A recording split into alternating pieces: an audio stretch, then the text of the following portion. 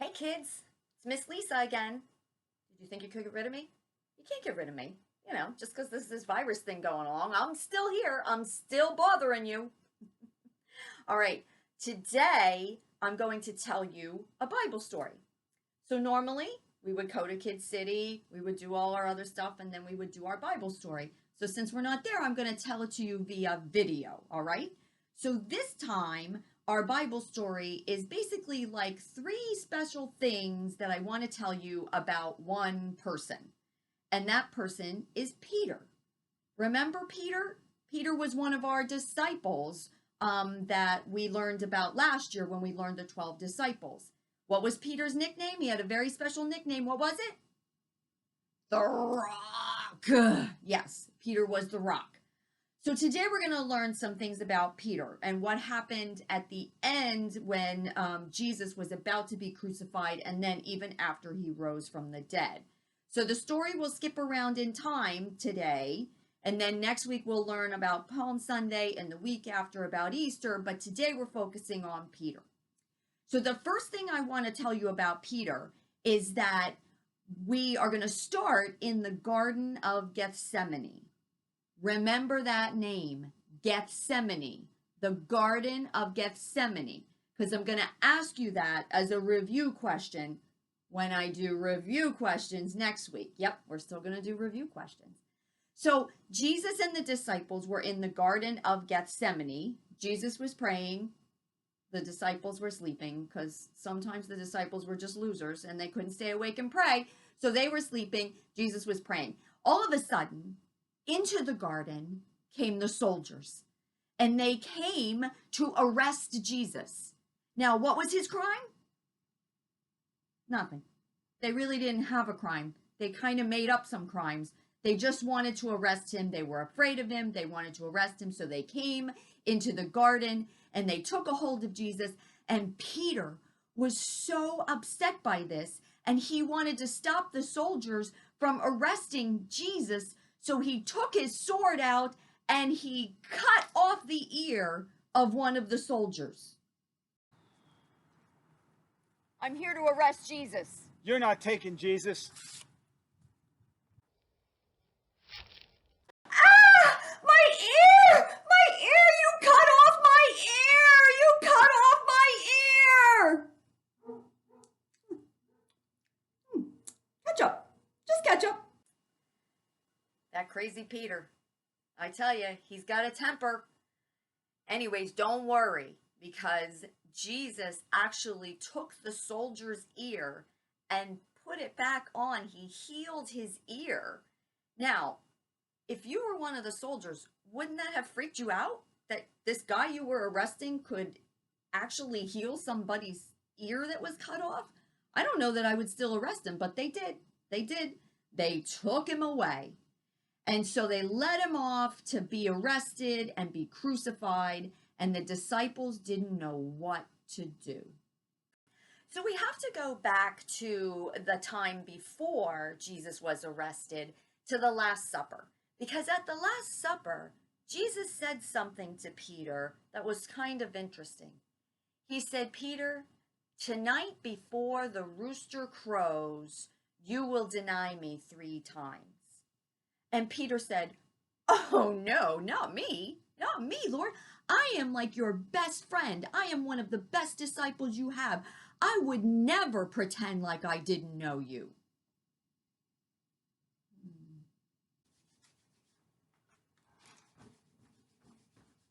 Hey. Hi. I know you.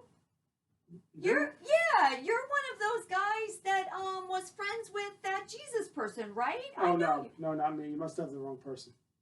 No, I really do think I remember you being with him. Sorry, you must be confused.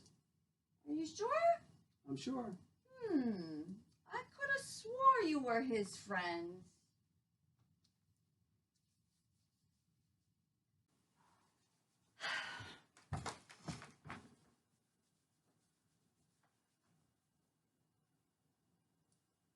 Can I help you? I think I know you. I've seen you before. You hang around with that Jesus person. I Yeah. think you No. got the wrong Yes. guy. Yes. Yes. I never forget a face. I definitely You must know. be mistaken. It wasn't me. No. I'm pretty sure. Didn't you go out with him and go fishing and do miracles and stuff? I don't know what you're talking about. Sorry. Hmm.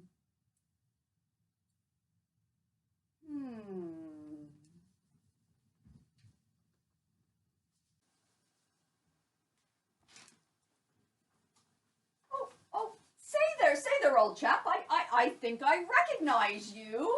I know I've seen you before. I know where it is. You're one of those disciples. You're Jesus's friend, aren't you? No, you must be mistaken.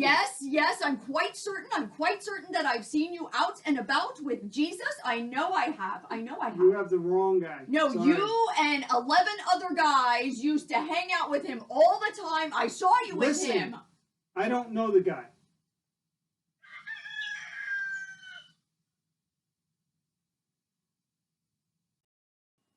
Poor Peter. It says in the Bible that when the rooster crowed, Jesus looked right at Peter, and Peter was so ashamed that he ran off and he wept bitterly. Have you ever disappointed a friend? Have you ever been not a very good friend? I think that's happened to all of us, and it makes us feel bad, right? So, what would make us feel better about times when we maybe aren't such a good friend? Probably saying I'm sorry, right? Trying to make it up to them somehow, doing something for that friend to make it all better. But basically, you need to ask for forgiveness and say, I'm so sorry I wasn't a good friend. Can you please forgive me? And then hopefully that friend gives you that forgiveness. Well, we're going to learn that Jesus did forgive Peter. Even though Peter was a really bad friend to him in a time when he needed him most, Jesus forgave him. So we know that Jesus forgave Peter for not being a good friend because we saw them together after Jesus rose from the dead. So we're going to skip ahead. And Jesus has risen from the dead, and he shows himself to the disciples, and they have a couple different interactions. And during one of those, he says to Peter, hey, Peter, do you really love me? And Peter says, of course I love you. I absolutely love you. And Jesus said to him, then feed my sheep. Okay, Peter was probably thinking to himself, feed your sheep? We don't have any sheep. We're fishermen. He says to him again, Peter, do you love me? And Peter says, I just told you I love you. I really do. And Jesus said, then feed my sheep. Pretty confusing. Jesus said it again.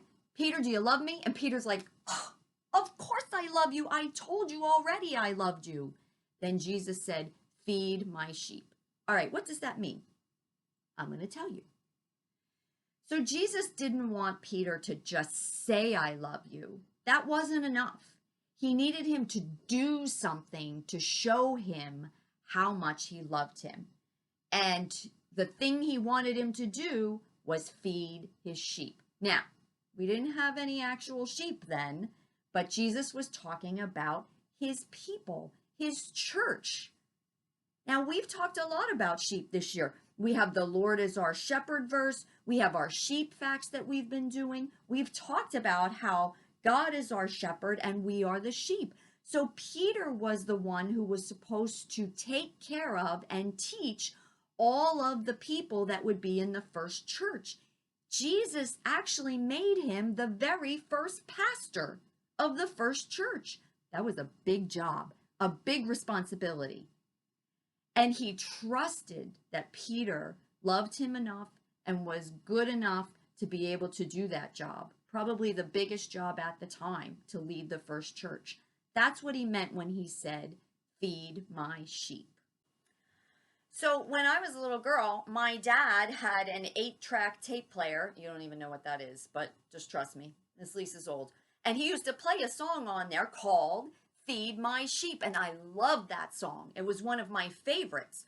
So I'm going to play it for you to help you remember the third thing about Peter we've learned today, which is that he was the first pastor of the first church and Jesus told him to feed his sheep. Now, what I bet you don't also know is I have a couple sheep. Okay, so these are my sheep. See my sheep? This is Lily and Jack, my sheep, and then Scouty, he's the black sheep. Get it? The black sheep? Okay, whatever. All right, my sheep and I are going to sing this song for you. Ready? Hold on, here it comes.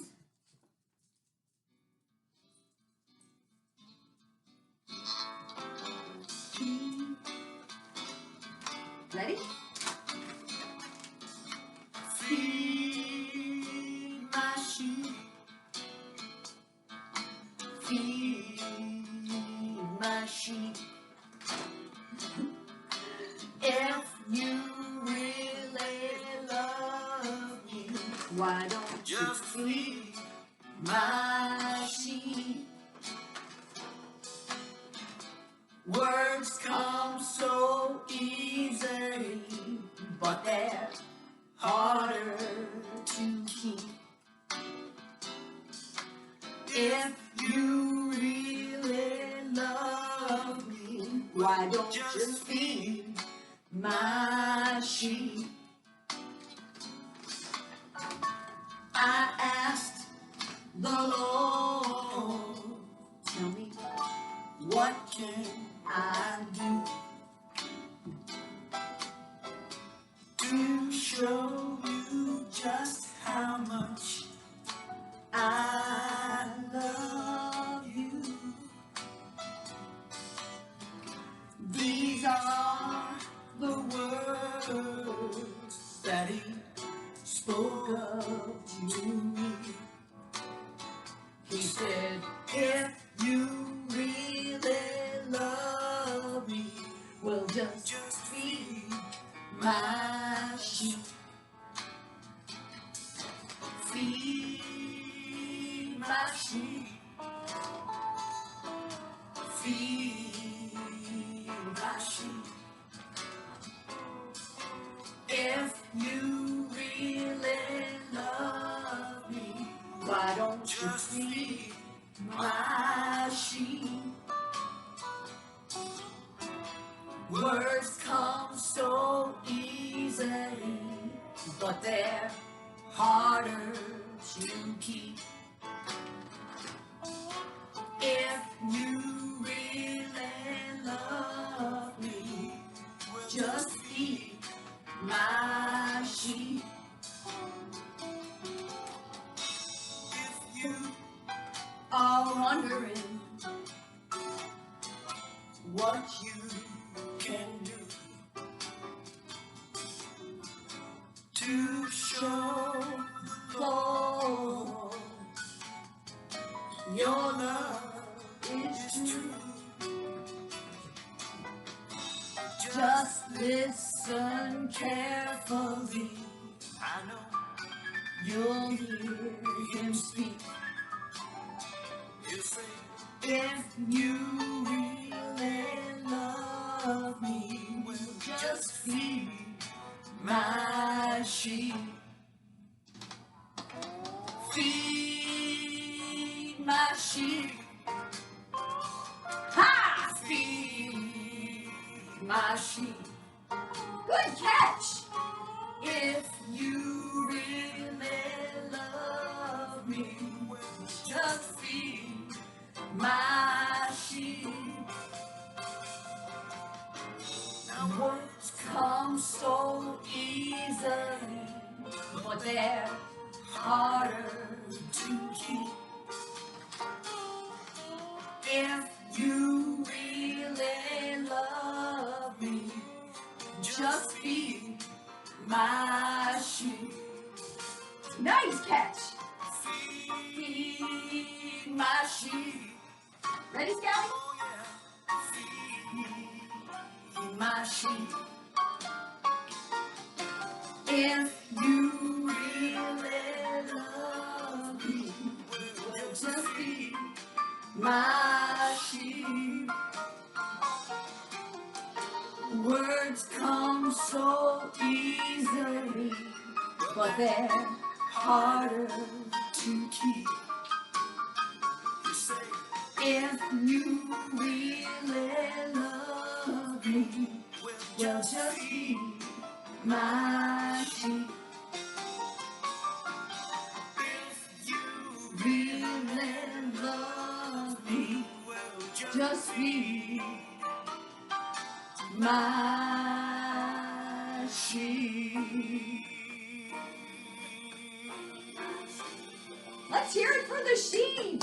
Woo-hoo! Okay, so that's our story for today. We learned a lot of things about Peter today. The first thing we learned was he's got a pretty bad temper, right? And he cut off the soldier's ear. The second thing we learned was he was a pretty bad friend, and he denied even knowing Jesus on the night that Jesus was crucified.